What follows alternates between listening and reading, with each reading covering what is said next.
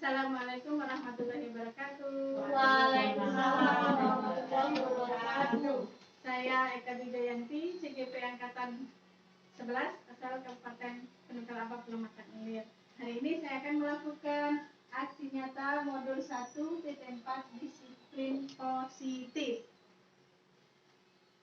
Nah, sebelum melakukan kegiatan, kita bersama-sama membuat kesepakatan kelas. Di sini ada satu, berdoa sebelum melaksanakan kegiatan, boleh makan dan minum jika ada, izin ketika ada keperluan, saling menghargai teman, silakan berbicara ketika diberi kesempatan, berperan aktif. Ada yang mau ditambahkan? Tidak. Cukup?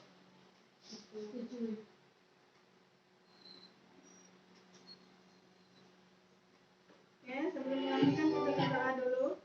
Sebelum melakukan kegiatan kita berdoa.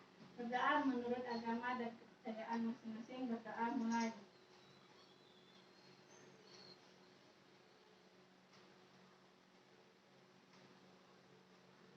Berdoa selesai. Oke, silakan berdiri ibu-ibu. Kita akan melakukan berdiri.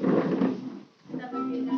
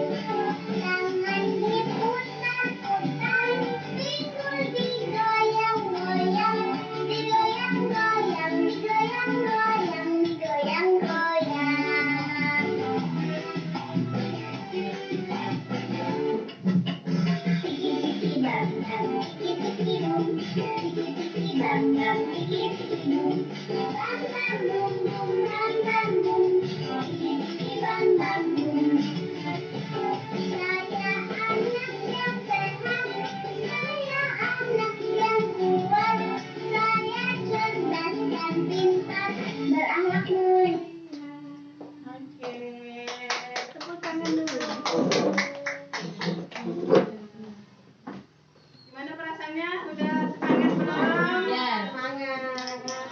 Ibu bisa? Belum ngantuknya? Pusing? Pening kepala. Oke, ini materi di modul 1.4. Yang pertama ada disiplin positif dan nilai-nilai kebajikan diri besar. Teori motivasi, hukuman, dan penghargaan dan restitusi.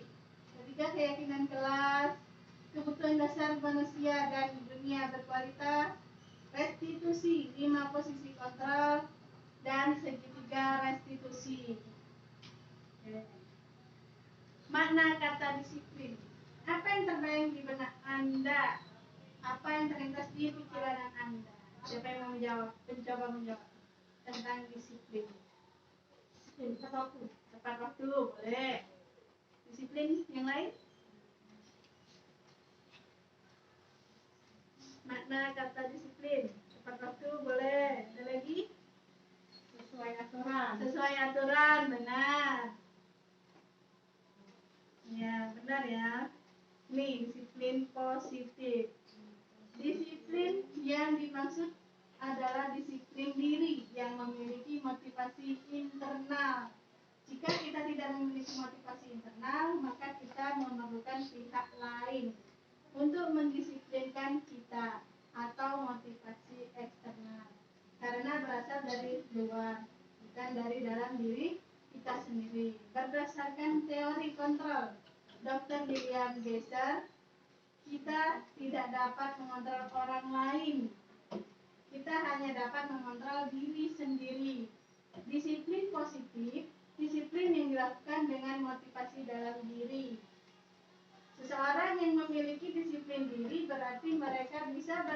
jawab terhadap apa yang dilakukannya karena mereka berdasarkan tindakan mereka pada nilai-nilai kebajikan yang dipersal. Nih, ini nilai-nilai kebajikan universal. Itu terdapat di profil pelajar Pancasila. Ada beriman, bertakwa kepada Tuhan Yang Maha Esa, mandiri, berkebinekaan global, bergotong royong, kreatif, dan bernalar kritis. Ini The Future Project atau proyek nilai-nilai kebajikan, banyak ya. Ada peduli, ini turunannya, gak ikut, keterus-terangan, kebersihan, komitmen,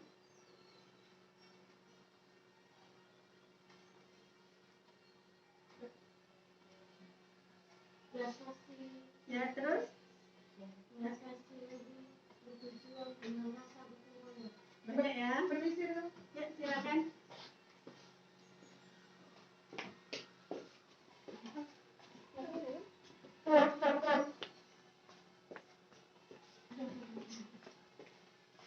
Nilai-nilai kebajikan penting untuk ditanamkan pada murid di kelas dan juga di sekolah. Adalah beriman dan bertakwa kepada Tuhan dan berakhlak mulia, mandiri, kreatif, dan bernalar kritis. Gotong royong dan berkebinekaan, menghargai nilai-nilai kebajikan diri sendiri. Ini membuat seseorang memiliki disiplin positif karena motivasi berperilakunya bersifat internal.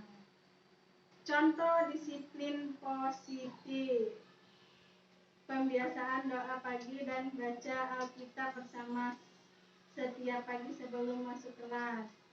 Juga pembiasaan berdoa pada jam 12 siang dan doa sebelum dan sesudah pembelajaran. Itu nilai kebajikannya beriman dan bertakwa kepada Tuhan. Melaksanakan tugas piket, tanggung jawab. Bisa memberikan contoh yang lain? Menjaga kebersihan di sekolah, termasuk di nilai kebajikan apa tadi? Tanggung jawab. Selain itu ada lagi?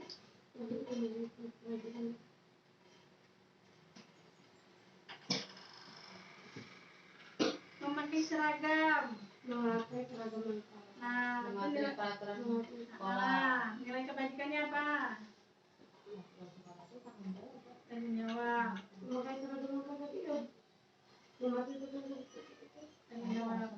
Datang tepat waktu tadi? Disiplin. Ya. Nih, sebagai seseorang pendidik, Ibu Ayu, tolong dibaca. Sebagai seorang pendidik, saat Anda perlu hadir di suatu pelatihan, motivasi apakah yang mendasari tindakan Anda? Apakah Anda hadir karena tidak ingin ditegur oleh pihak panitia atau pengawas Anda dan mendapatkan surat teguran atau menghindari ketidaknyamanan dengan hukuman? Atau Anda ingin dilihat dan dipuji oleh lingkungan Anda? Atau mendapat penghargaan sebagai kepala sekolah berprestasi? Mendapatkan imbalan atau penghargaan dari orang lain? Atau Anda ingin menjadi pembelajar sepanjang hayat, menjadi orang yang berusaha dan bertanggung jawab serta menghargai diri Anda sendiri sebagai teladan bagi murid-murid Anda, guru-guru Anda serta lingkungan Anda karena Anda percaya tindakan Anda sebagai pemimpin pembelajaran akan jadi panutan oleh lingkungan Anda, atau menghargai nilai-nilai kebajikan diri sendiri. Manakah motivasi yang paling kuat mendasari tindakan Anda? Nah, silakan coba dipilih. Atau adakah suatu proses perubahan untuk Pilihannya mau yang 1, 2, atau 3? dari kami pribadi? Ya. Ayo. 3. Bu Eva 3, Ibu Ayu. Ibu kita 3. Oke, kita lihat. Tuh, teori motivasi. 3, motivasi perilaku manusia. Kalian tadi milih yang mana? 3. Untuk menjadi orang yang mereka inginkan dan menghargai diri sendiri dengan nilai-nilai yang mereka percaya. Ini kan sama dengan ini. Kalau yang nomor 1 tadi itu untuk menghindari ketidaknyamanan atau Iya, itu kurang rendah. Apa? Tingkat terendah dari motivasi perilaku. Yang beda yang kedua, satu tingkat di atas yang nomor satu. Berarti motivasinya udah ada ya, yang dipilih nomor 3.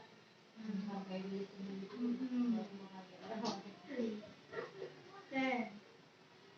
Hukuman dan penghargaan akan menimbulkan ketergantungan karena murid akan melakukan hal yang jika ada imbalan atau ada hukuman, jika tidak dilakukan merupakan motivasi eksternal dan jika terus dilakukan mematikan motivasi internal murid.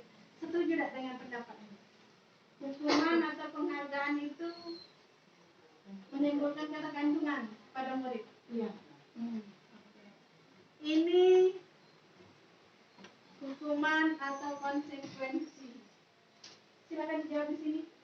Misalnya satu ini apa? Ini termasuk hukuman atau konsekuensi. 1, 2, 3, 4, 5, 6. Hukuman atau konsekuensi, apa perbedaannya antara hukuman dan konsekuensi? Kan itu sama aja. Ada penjelasannya. Sama.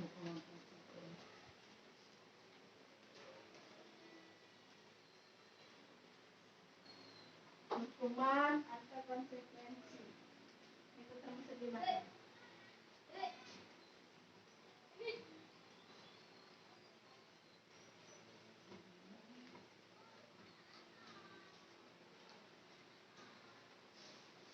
Ada pena?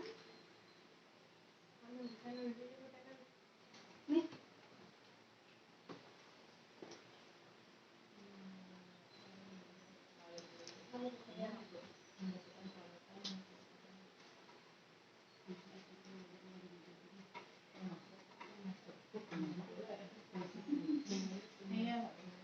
Ada 6 contoh masuk di hukuman atau konsekuensi. Silakan tempel di depan.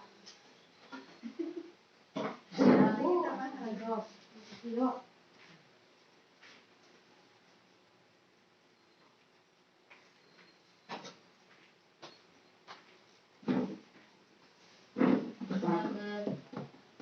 Nah, itu udah jadi nomor 1 ya. Iya, aku ya, 1, 2, 3 hukuman, konsekuensi, dan hukuman. Wah, sebelah sini aku 1, 2, 3, sebelah situ 4, 5, 6. Kita ditulis ini.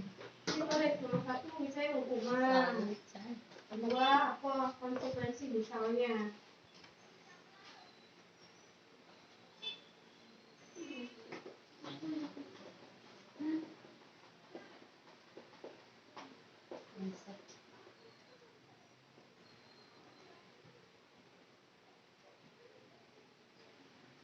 Konsekuensi hukuman, konsekuensi hukuman, konsekuensi hukuman. Kalau benar beda, boleh. Benar kata orang dulu.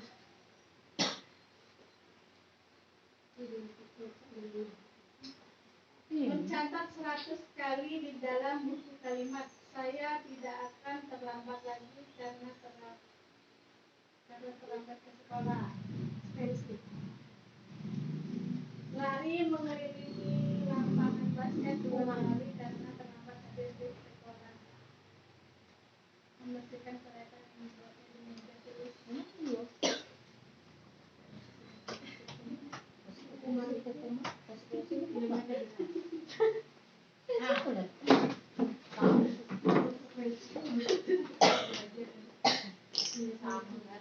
Ayolah. Nah, ini tuh jauh beda. Jauh beda. Nah, Den, yang biasanya. Yang ayu ini jatuh.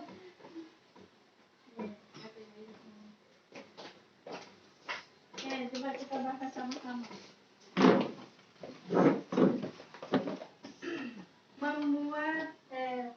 Mencatat 100 kali di dalam buku kalimat. Saya tidak akan terlambat lagi. Karena terlambat salah. Konsekuensi atau hukuman? Konsekuensi. Konsekuensi. Konsekuensi itu kurang konsekuensi. Konsekuensi atau hukuman? Konsekuensi. Konsekuensi tuh. Dia nulis tuh. Konsekuensi atau hukuman? Konsekuensi. Galau. Oh ya, Konsekuensi lah. mencatat 100 kali. Konsekuensi. Ya, itu konsekuensi. Salah. Lari mengelilingi lapangan basket Hukuman. Ya, membersihkan sorotan yang Konsekuensi. Hukuman. Murid diminta untuk push up. Hukuman. Menggantikan konsekuensi. Hukuman. Hukuman. Nah, sekarang nanya, apa beda hukuman sama konsekuensi? Sebenarnya mereka tuh sama. Cuma yang berbeda. Kalau hukuman itu Ayo, kasih kau. menghentikan tindakan negatif. Nah, Kalau konsekuensi itu supaya mereka belajar dari pengalaman mereka. Iya. Dia menjadilah. biar lebih ininya benar ya yang dikatakan Ibu Ayu, biar kalian bisa membedakan kalau hukuman itu langsung ya langsung diberikan ya. Kalau konsekuensi karena sudah ada kesepakatan. Kalau terlambat ini hukumannya, itu konsekuensi. Ya, itu biar lebih membedakan pembelajarannya. Jadi bisa ya membedakan konsekuensi dan hukuman. Jangan ragu-ragu lagi ya Bayu, jangan galau. Cek tahu lah ya hampir kata-kata. Beda-beda tipis. Beda tipis baik, masalahnya sama kamu. Kalau hukuman bedanya gini, kalau hukuman itu langsung. Kalau konsekuensi itu kan Masih ada kesepakatan kesepakatan. Ya, aturan yang sudah disepakati lalu dilanggar. Itu Ada konsekuensinya. Langsung. sekarang masuk ke keyakinan kelas. Mengapa keyakinan kelas? Mengapa keyakinan kelas? Mengapa tidak peraturan kelas saja? Ya, mengapa? Itu ya perbedaan antara peraturan dengan keyakinan kelas. Jika peraturan kita yang membuat, jika keyakinan guru dengan murid yang membuat dan disepakati bersama. Misal keyakinan bertanggung jawab, berarti murid akan bertanggung jawab dengan semua yang seharusnya mereka kerjakan. Misal mengerjakan tugas, mengembalikan buku ke perpustakaan dan lain-lain. Nah, sudah tahu ya? Iya. Keyakinan sama peraturan. Nah, di sini itu langkah-langkahnya. Langkah-langkah membuat keyakinan sekolah atau kelas. Pertama, mempersilakan warga sekolah, contohnya guru ya, guru, murid, warga sekolah mencatat semua masukan para murid atau warga sekolah. Susunlah keyakinan kelas sesuai prosedur pembentukan keyakinan sekolah atau kelas. Ganti kalimat-kalimat dalam bentuk negatif menjadi positif. Contoh kalimat negatif, jangan berdalih di kelas atau koridor. Kalimat positifnya berjalanlah di kelas atau koridor. Tuh. Berarti kata positif, kata negatifnya pakai jangan. Jangan. Nah, positifnya Orang ganti. kata ya. Tinjau kembali daftar surat pendapat yang sudah dicatat. Tinjau ulang keyakinan sekolah. Setelah keyakinan sekolah kelas selesai dibuat, maka semua warga kelas dipersilakan meninjau ulang dan mengikutinya. Itu aturannya. Nah, itu langkah-langkahnya. Mari kita membuat keyakinan sekolah. Kita buat dulu. Ini saya benar salah dulu. Kita membuat keyakinan sekolah dulu. Salah.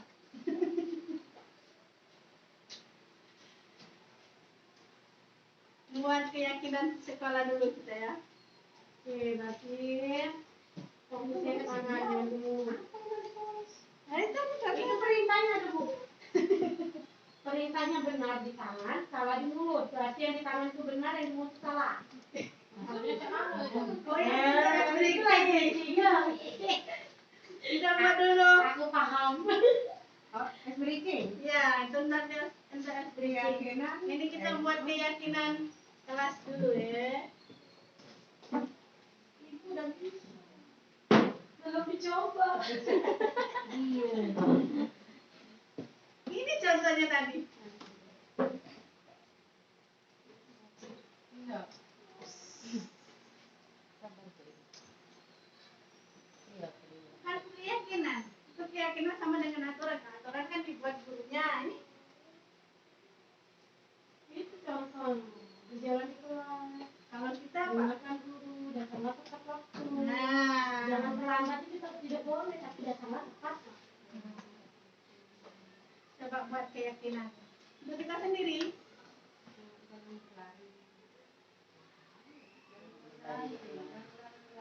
Memakai seragam, memakai seragam sesuai jadwal. Datang tepat waktu. Satu orang boleh 2 ya. Menghargai sesama teman boleh. Menyayangi teman boleh. Iya.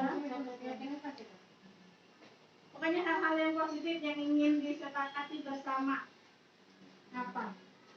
Di sekolah kita. Ini boleh. Di sekolah atau di kelas ini? Tidak memberi tempat itu termasuk tak? Boleh. Kan di kelas atau di sekolah.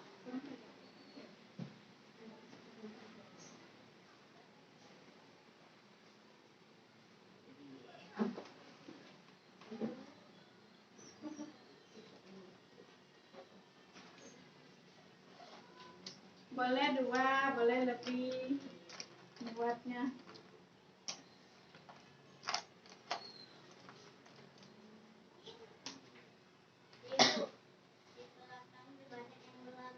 Iya, ada.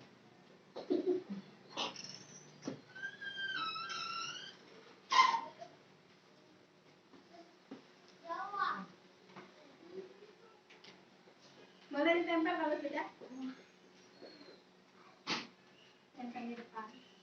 Kita baca.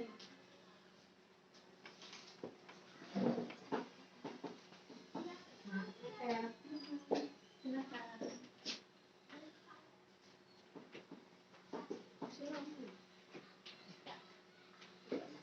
Kalau kurang boleh minta. Keyakinan. Kalian ingin Kata-kata apa yang di positif. sekolah? Yang pengen kita sepakati di kelas di sekolah. Boleh. Kata-kata Diri positif. sendiri, ada teman. Jadi,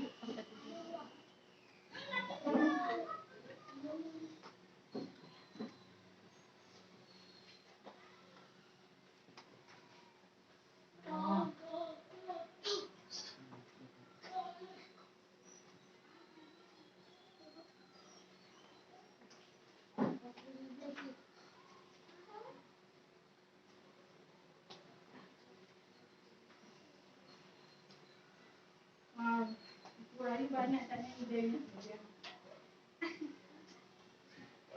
Bapak boleh ditempel kalau sudah? Boleh? Boleh. Boleh.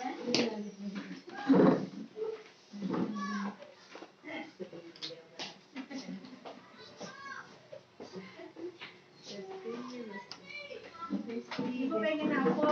Hal-hal yang positif tadi. Iya. Nah, ini kalau ada lengket. Ada yang sudah minta lengket. Kasih dia lah. Seperti meja rel.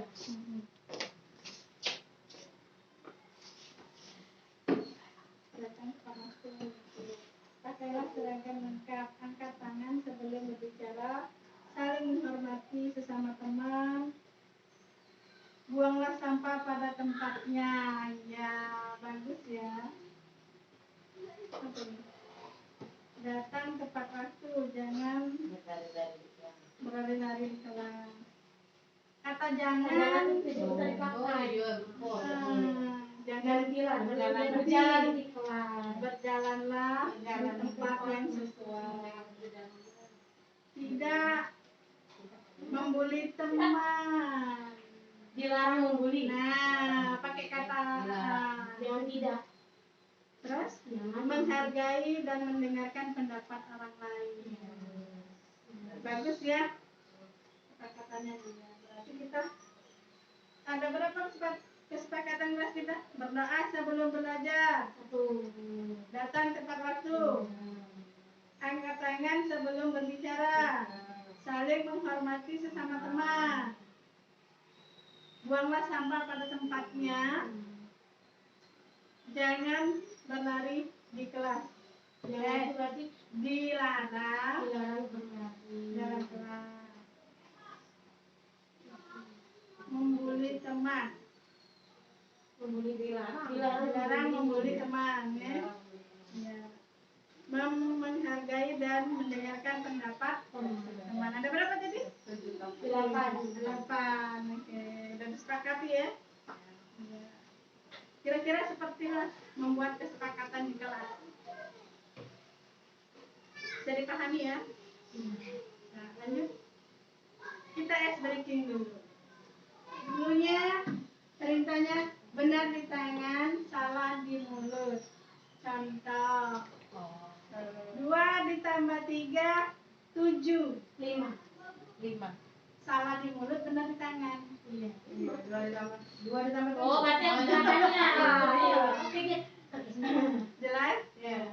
Salah di mulut, benar di tangan.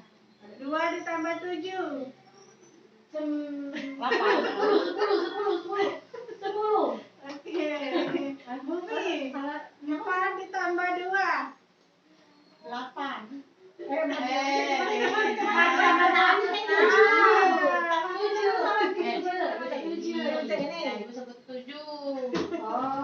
Salah di mulut, benar di tangan. Ini ulangi dari Bayu.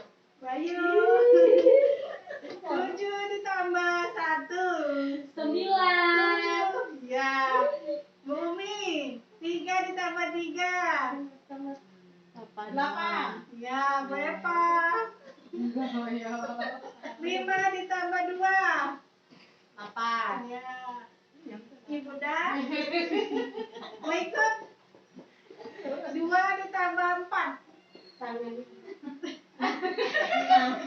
8. Iya.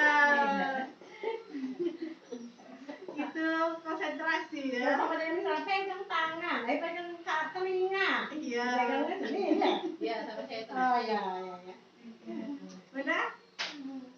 Jadilah ya sedikitnya. Lanjut. Kebutuhan dasar manusia.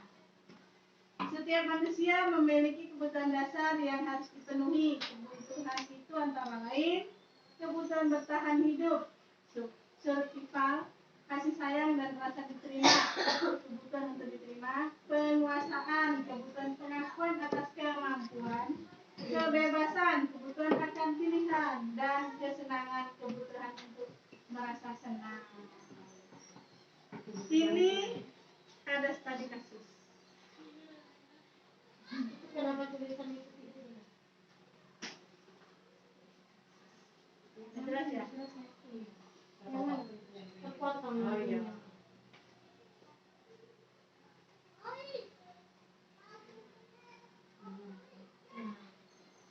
Gambarnya diperkecil saja.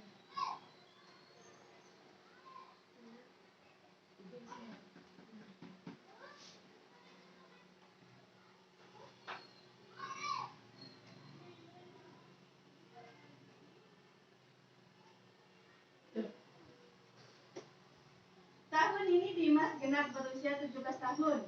Ia senang sekali ketika ayahnya mulai mengajarkan cara menyetir mobil setiap akhir pekan. Ia berlatih menyetir. Ia terlihat senang sekali berlatih sampai akhirnya ia bisa menyetir mobil dengan baik dan lancar. Ketika ibunya bertanya pada Dimas, apa yang membuat dia ingin bisa menyetir mobil? Ketika jawaban Dimas adalah seperti ini, kebutuhan apa yang ingin dia penuhi? Tuh, 1, aku merasa bangga, keren. 2, menyetir mobil itu seru. 3, biar bisa jalan-jalan naik mobil dengan teman-teman. 4, aku senang bisa pergi ke tempat-tempat yang aku sukai. 1, 2, 3, 4 itu termasuk kebutuhan mana? Silakan. Oke. Isi lagi. Iya, teringat aja kebutuhan saja ada kebutuhan kesenangan. Oke, nanti di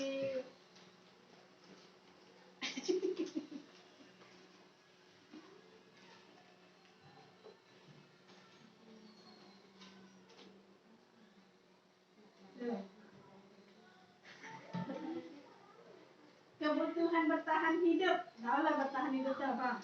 Iya. Yang kedua, kasih sayang dan rasa diterima. Penguasaan, kebutuhan pengakuan atas kemampuan. Kebebasan, kebutuhan akan pilihan. Kesenangan, kebutuhan untuk merasa senang. Tadi jawabannya ini. Aku merasa bangga dan keren. Kebutuhan apa lagi? Ada merasa Tuh, lihat. Kesenangan. dia merasa bangga. Kemampuan Soalnya aja lah, dia kan kebutuhan bisa kesenangan, senang gitu. Dia Dia itu kan pengen dia dia pengen dia tuh kelas, dia pengen diakui dia tuh keren. kasih sayang dan rasa diterima. Kemampuan itu. Penguasaan, kebutuhan pengakuan atas kemampuan. Kebebasan, kebutuhan akan pilihan. Kesenangan, kebutuhan untuk merasa senang. Silakan. Tuh, saya mana? Yang 2 itu baru kesenangan. Lebih seru Mbak. Jadi yang ditulisnya begitu, satu Iya. aja deh. Iya. Silakan diisi. 1, 2, 3, 4. Yang tadi kita kebetulan senang juga. Itu Biar pilihan biar pilihan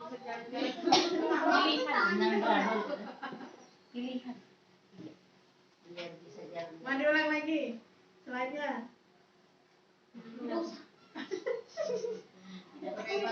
Kebebasan. Iya, Ngerti kan? Tadi juga ulangi mereka yang kata-katanya tadi. Diterima. Empat juga kan? Biar bisa jalan-jalan naik mobil dengan teman-teman.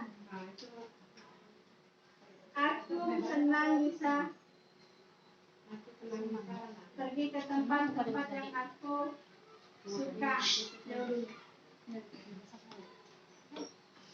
Aku lihat. Iya, Ayo, aku ibu. Nama apa bu?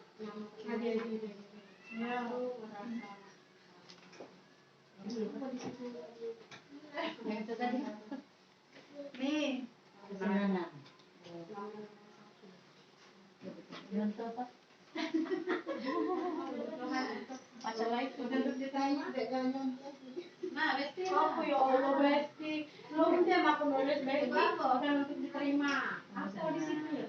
Aku merasa bangga dan keren itu biasanya kemampuan. Karena dia pengen diakui. Dia tuh menggunakan hati mobil tuh karena kan keren.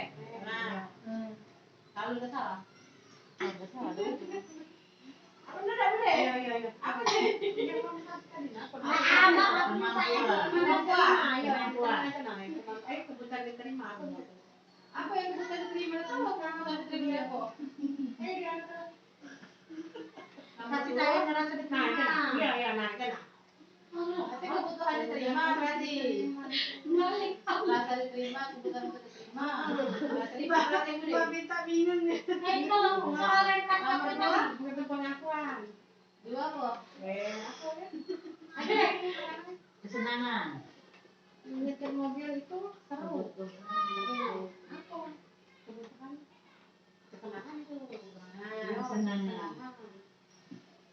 Yang 3 Aduh, biar bisa jalan-jalan naik bebas. Kebebasan.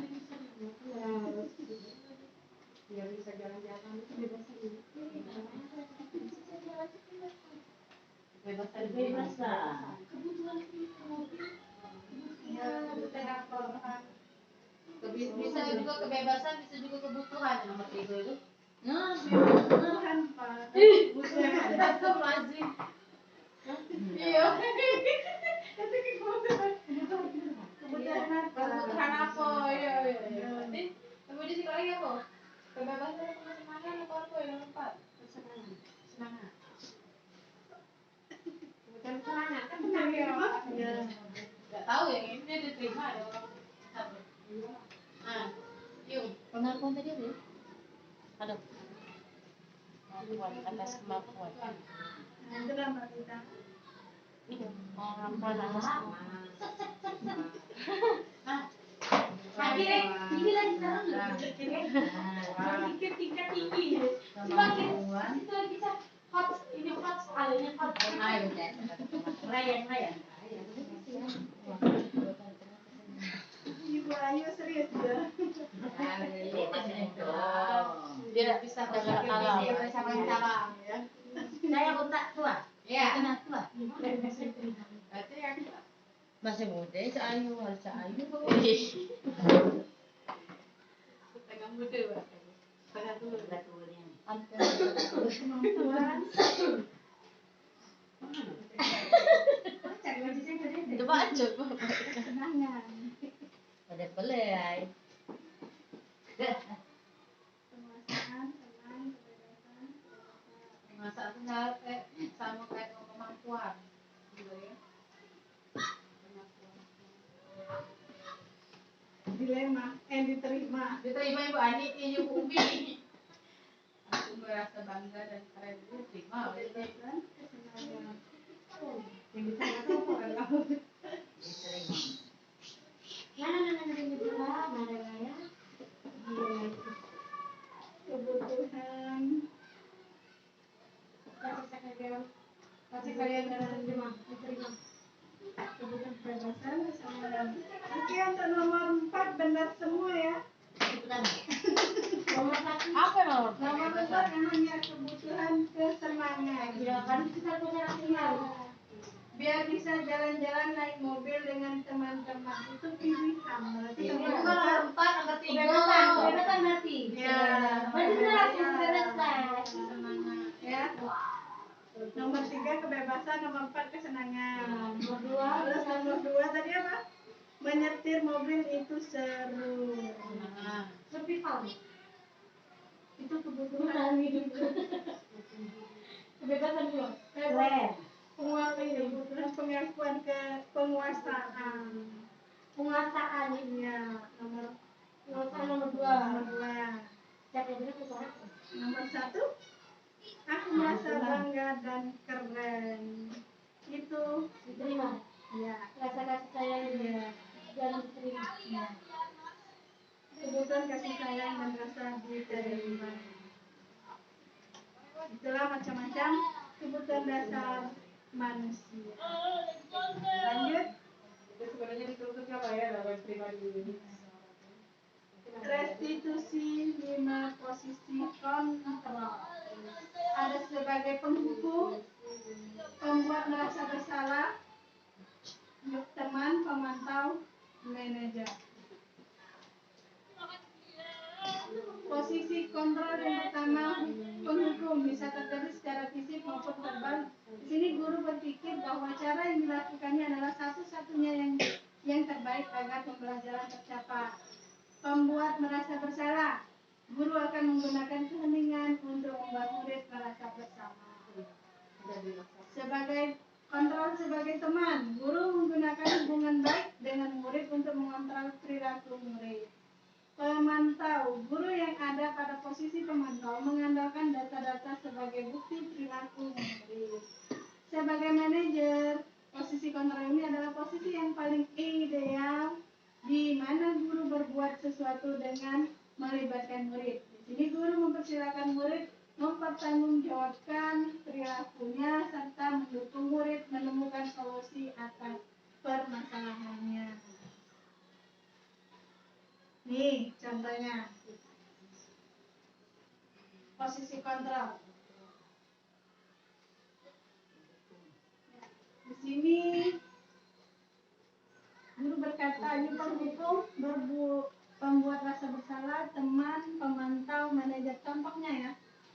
sumbernya. Nih, guru berbuat menunjuk-nunjuk menyakiti mirip. Membuat rasa kesal waktu ceramah mengatakan suara kecewa. Ini guru berkata ya, sebagai penghukum.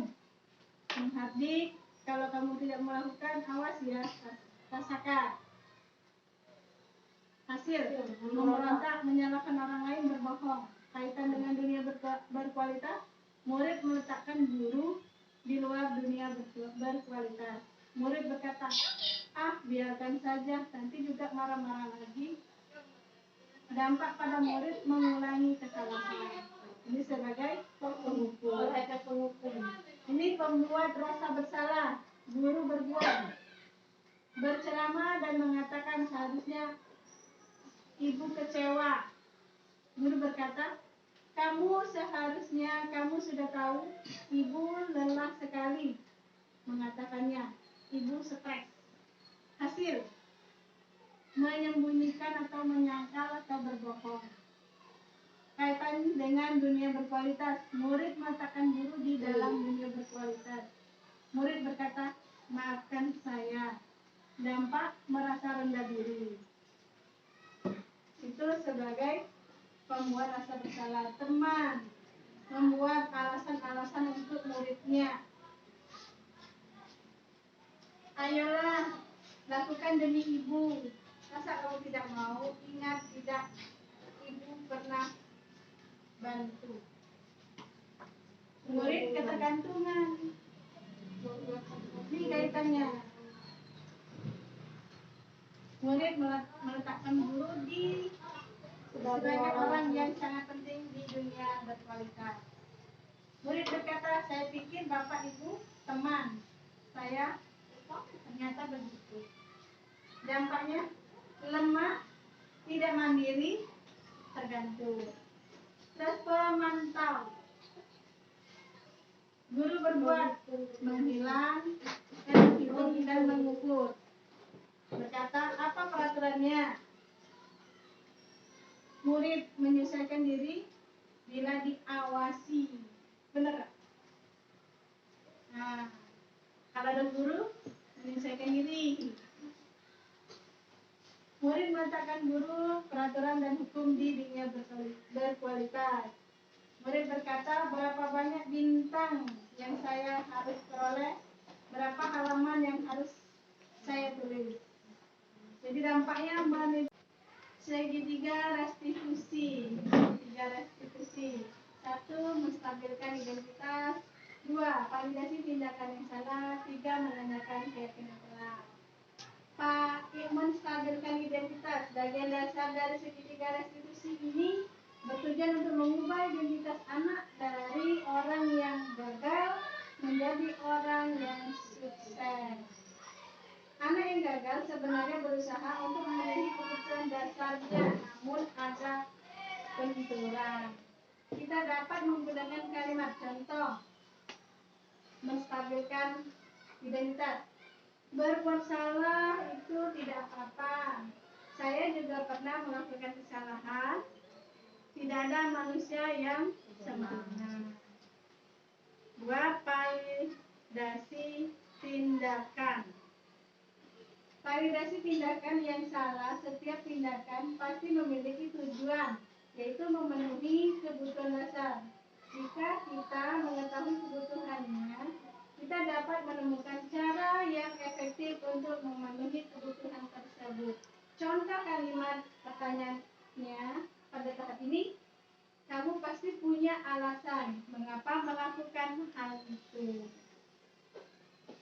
3. Menanyakan keyakinan. Pada tahap ini, murid dihubungkan dengan nilai-nilai yang dia percayai dan berpindah menjadi orang yang dia inginkan. Contoh pertanyaan yang ditanyakan pada tahap ini diantaranya, apa nilai yang kita sepakati? Kalian ingat keyakinan kelas kita apa? Sampai di sini ada pertanyaan? Cukup. Terima kasih. Salam dan bahagia. Selanjutnya kita akan melakukan refleksi. Refleksi 4P. Fakta, perasaan, pembelajaran, dan penerapan. Silakan Ibu.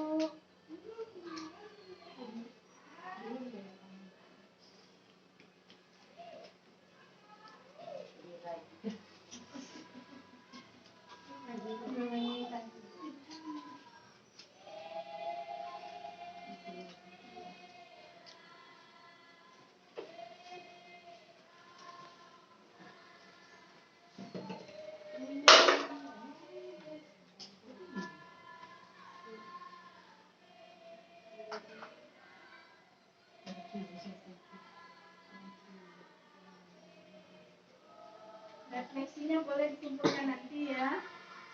Kita akhiri dulu. Kita akhiri dulu kegiatan ini dengan berdoa. Sebelum menutup kegiatan hari ini, marilah kita berdoa menurut agama dan kita masing-masing. Berdoa memohon.